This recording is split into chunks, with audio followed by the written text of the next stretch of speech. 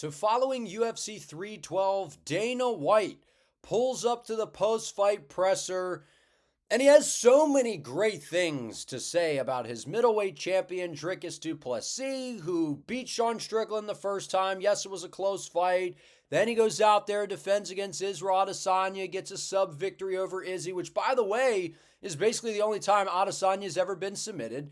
Then goes out here against Sean Strickland in a completely one-sided win on the side of Dricus du Plessis to what I think is his best performance to date, right? Goes out there and completely shuts down Strickland, put the volume on him, did so many good things.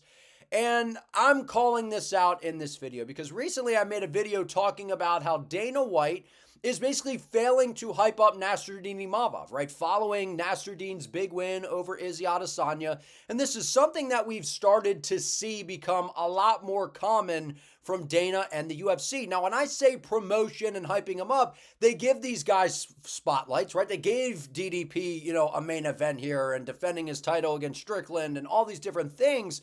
But it's in these opportunities to where Dana fails to acknowledge the fighters. He fails to acknowledge the winners because if Dana likes a fighter more than the other or doesn't like a specific fighter or whatever, and in this case, I'm wondering if he just doesn't like DDP. I mean, I don't understand why Dana can't sit up there, and he did this at the UFC Tampa post-fight presser to where he basically only talked about Colby the whole time and his toughness and the cut, and that doesn't get stopped in Vegas. And then with Imavov and Adesanya, he's like, Izzy just got caught, man. Imavov's young, and there's no positive reinforcement towards the winners. He never says this is what happened, great performance by DDP, this and that, and go into any detail. He just basically sits up here and talks about Sean Strickland the whole time. So I wanted to address this. We're going to take a look at these, these couple clips I have pulled for us, because this is a problem from Dana and the UFC, in my opinion. And yes, they promote fighters with the videos and on social media and this and that.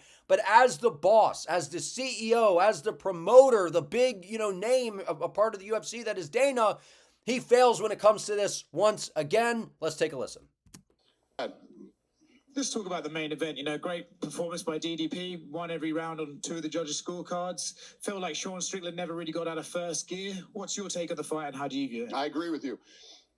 Sean is usually really good at shutting people down. And like Izzy, when he fought Izzy felt like it looked like he couldn't get into a rhythm. And he was in his face, pressuring him the whole time. Feels like that was what Dricus did. I'll tell you something fascinating that I noticed tonight for the first time. I don't know why. See if you notice this. So Sean Strickland, the way that he acts leading up to fights, right? Normally when you have people who act the way that he acts, you see signs of it in a fight. Who is more focused, professional, and solid in a fight than he is? When he gets hurt, no sticking out the tongue or no, that didn't hurt me, anything. The guy stays focused, keeps coming forward. There's never any hint of how he acts outside the octagon when he's in there. Absolute professional the whole time. It's actually fascinating. I don't know if I've ever seen that with a guy who acts the way he does leading up to fights. Now, if you didn't tune into UFC 312, you didn't see the main event, you're living under a rock, you didn't see the winner of the fight, and you came to the post-fight presser, the very first question that is asked here is Dricus du Plessis on 2 of the judges' scorecards. He goes out there, clean sweep, goes out there, dominates Sean Strickland, puts on, like I said, one of what I think is maybe his best performance in his entire career. Looked very technical, very sharp. You would have thought Sean Strickland won. You would have thought he won. If you didn't hear the question and just heard Dana White's response here, all he talks about here is Sean Strickland. All he talks about is Sean Strickland. Maybe Sean Strickland couldn't get going because of what Dricus du Plessis did well. Where is the positive reinforcement from the boss man here about his middleweight champion, Dricus du Plessis? And what he said about Sean Strickland, Strickland goes in there and, he's not, he broke his nose and he's tough and he is a guy that is very durable and all of those things. But when a fighter goes in there and defends their title, or a fighter goes in there and wins, you can still give some praise to the guy who loses, but the moment is supposed to be about the guy who won. It's supposed to be about the guy who won, not talking about what Strickland did and all these different things.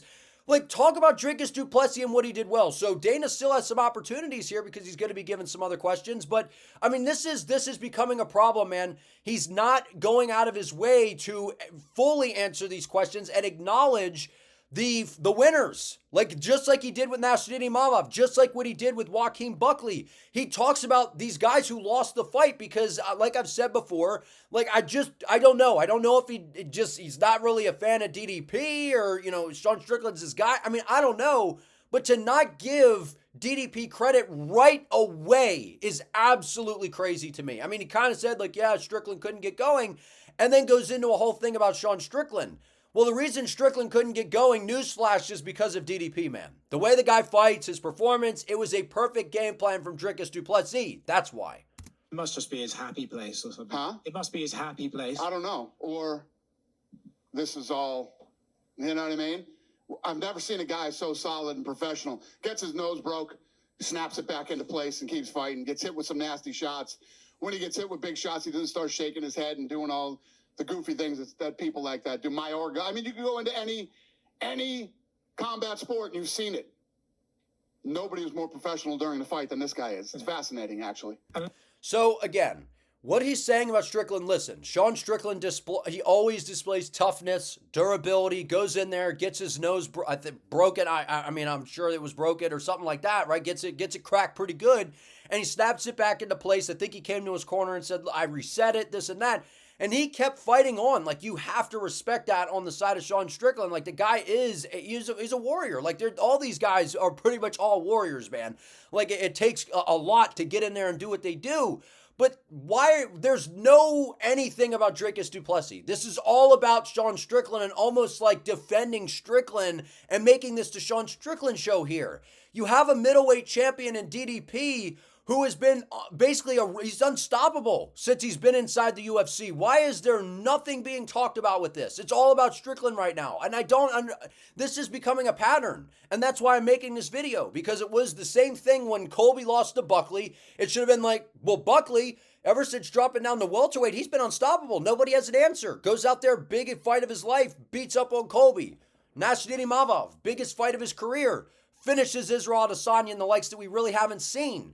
Where's the positive reinforcement there? I'll link that video down below, by the way. This is just getting a little ridiculous, man. Not a little, very ridiculous. Another thing on Strickland as well that I think all the talking makes people sort of overlook is that he's very tough as well. Like, he ate some big shots from DDP. The nose thing, like, usually if you see a fighter freak out from the pain, they lose their composure. Like you said, he just gets right back into it and dials back in. 100%. Never, looks like he never slides off his game plan. Stays focused, doing what he's supposed to do, even with a broken nose. Yeah, I agree. It's fascinating. So this is, look, it's the Sean Strickland show at this post-fight presser. And I understand Sean is a big name, and he has an effective fighting style, and the first fight between DDP and Strickland was close. And yes, Sean displayed toughness, right? We saw that he had the staph infection, it looked like, on the arm coming in, and so we don't know all the details there. But at the end of the day, a fight is a fight. You show up, you sign on the dotted line, and you make the walk. And we have to commend that because we see fighters pull out all the time. So yes, Strickland got in there and fought. But at the end of the day, the fight is the fight. And no one wants to really, the excuses and all those kinds of things, kind of to a degree, there are definitely reasons that affect things. But this is about Dricus du Plessis, man. This should be all about DDP, and it's not. And even the questions, it's all about Strickland and his toughness, and those things are true, man. I'm not saying they're not. He's tough and, to fight through with his nose. But the point is, this should be about DDP, man. It should be. On the other side with Dricus, I mean, it got a little bit weird towards the end, but it would be said that in the first round, he actually looked maybe more technical than he has in... Well, you know what's funny is, and I meant it as a compliment. When I said he fights like a white guy dances, right? Like awkward and whatever. It's all, they've been focusing on that. I was like, don't listen to the shit that I say. I'm whatever he's doing works. He's the world champion. And how do you spar for a guy like that? Don't change anything that he's doing on account of what I say. Okay. So he kind of, I guess, gives him a compliment there. So is that the best compliment that Dana could come up with for DDP? like basically making fun of the guy and his style. And yeah, he's right. I mean, DDP is a very hard guy to prepare for. Good luck finding sparring partners that are going to be able to replicate it. But that's not like, dude, like Dricus du Plessis just went out there and on 2 out of the 3 scorecards, he clean swept Sean Strickland, one of the most defensively responsible fighters in the sport. Strickland has an excellent jab, very, very good defense, you know, the front kicks, all those different things. DDP basically shut that down and went out there and dominated and put on, and you just outclassed him, put on a great performance. And the best thing Dana can say about it is basically a joke that he made about it. And yes, you know, DDP's team, I'm sure they were like, you know, that's kind of, you know, hearing that from the boss man out of all the things he's going to say about us, that's what he's saying. And DDP went out there, he looked technical. I thought it was one of his more technical performances. And like, we're not hearing any of those things from Dana, right? Where if Strickland would have won, I'm sure he would have been up there, the jab, the front kicks, the defense. That's what he would be saying. Like, again, when Adesanya beat Imavov, he's like, Adesanya in the first round, chopping the calf kick, you know, marking up his face. That's what Dana does. He'll normally get into a little bit of a description about what he saw. None of that really with DDP, other than, you know, he's just chaotic and stuff, which is true, you know, to a degree. I don't know if I would go as far as, you know, kind of what Dana said, because of this performance. This was a very, very clean looking performance, in my opinion, on the side of DDP, and he's just failing to recognize it, man. I imagine this has to be discussed on Tuesday, but it would feel like Dricus Khamzat is a pretty big fight that you guys could put on right now. Yeah. We'll talk about it on Tuesday, though. Okay. So, like, kind of the smirk there. Like, we know Dana, sometimes he will say quite a bit about upcoming fights at post-fight pressers. Other times, not so much. Other times, he kind of does these little, you know, answers like this. That's the next fight to make. It's absolutely the next fight to make. And not only that, I think it's one of the biggest fights they can put together right now, because that fight will be batshit crazy. Can you just, I mean, I get goosebumps thinking about it. And that's the fight that I wanted, right? That's one of the reasons I was excited to see DDP win this fight, is because him versus Khamzat is crazy stylistically, right? Can DDP stop the takedowns? Can Khamzat, if, you know, DDP's able to survive, what happens if the fight gets stuck on the feet? And there's so many intriguing questions that I have in regards to that fight. Stylistically, it's absolutely crazy. It's one of the, you know, most exciting fights I think they could make right now in the UFC. So you bet your ass that's the fight that they're making next, right? And I'm surprised. I mean, it's obvious now because we heard DDP's team and even Dricus talking about it. International Fight Week, I think, is kind of the target for the Khamzat fight. So that's out of the fight that should be next for sure. So either way, I wanted to point this out because this is something that is starting to become a pattern with Dana. And like I've said before, time and time again, I love Dana White. I love the UFC. I mean, you know, look, where would we be in MMA without them, man? But these are things that they're getting in the way of promoting these fighters at times, right? Because I understand that they're playing the videos and the social media and all that different things. But when you have the boss man up there and, you know, people are listening to this, I mean, these get thousands of views, these post-fight pressers. People care what Dana thinks. And when he goes up there and doesn't really have anything nice to say about his champion who's been on an absolute tear inside the UFC and doesn't, you know, say how really good he looked, and he basically just kind of basically gives him a backhanded compliment.